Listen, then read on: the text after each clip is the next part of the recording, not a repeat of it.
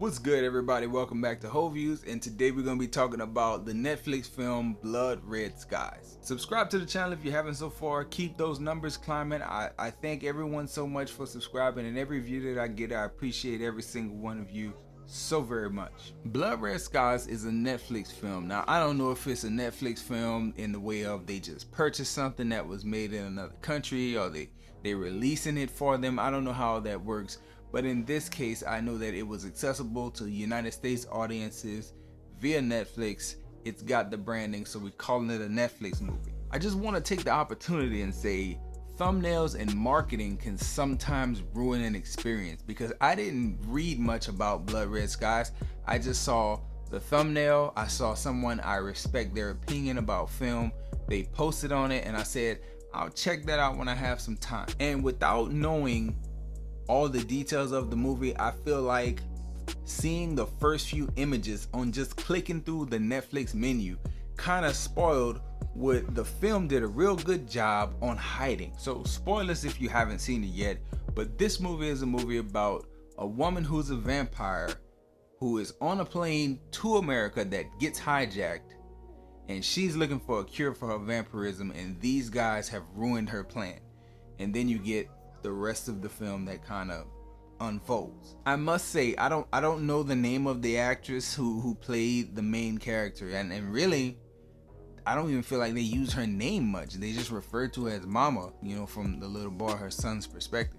And I just have to say that she did a great job at foreshadowing and doing little things to show the urges that she would have as a vampire who is kind of hiding in plain sight. This movie has a very good take on the vampire genre and showing you how science could be used to kind of combat that thing, as well as showing you the human side of the monster when it comes to a vampire.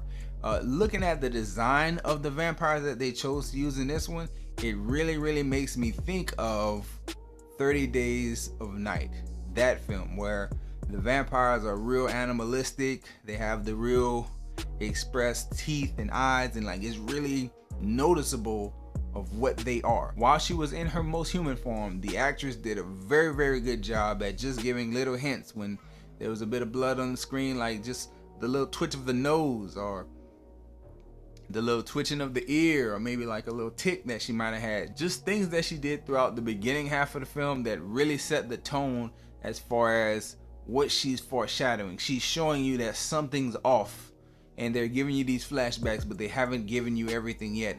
And had the marketing not been there, it would have been a real shock to see like, oh, she was bitten in the past and she's been hiding it, and now it's gonna come out, you know, right when she's in the home stretch. Very interesting take on the vampire genre to me. I really enjoyed how throughout the film, even with the makeup and the prosthetics and the things that they added, you could tell that the main actress did a good job at showing the need, or the resiliency it took of her character to kind of fight that feeling, or fight the need to feed.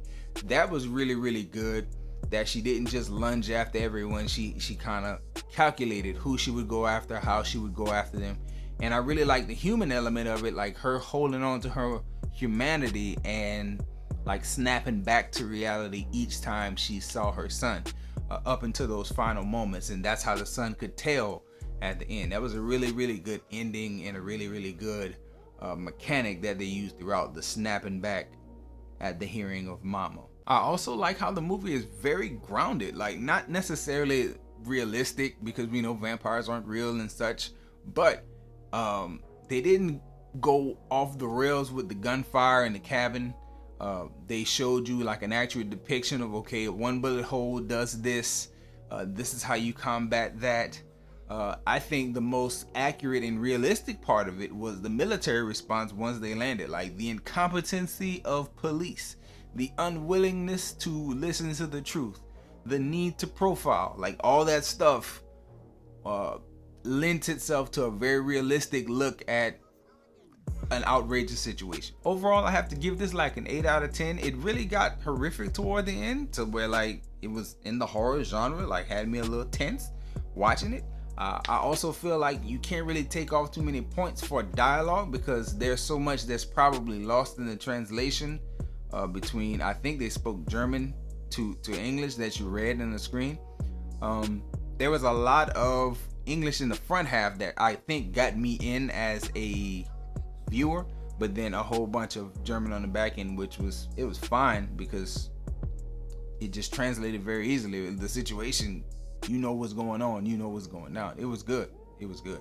My only negative is I feel like the movie was a bit stretched. Like it was kind of longer than it needed to be. I do know that they went through things logically. Like they had every plan to make sure that people could survive. And I feel like that last act just kind of drug out just a little bit too long for my liking. But besides that, very, very good film. Definitely recommend it to anybody who wants to watch an R-rated thriller action type movie. Very, very, very good. Very, very, very good. That's all I have. Enjoy yourself. Guard your heart. And please come back. Check out more videos.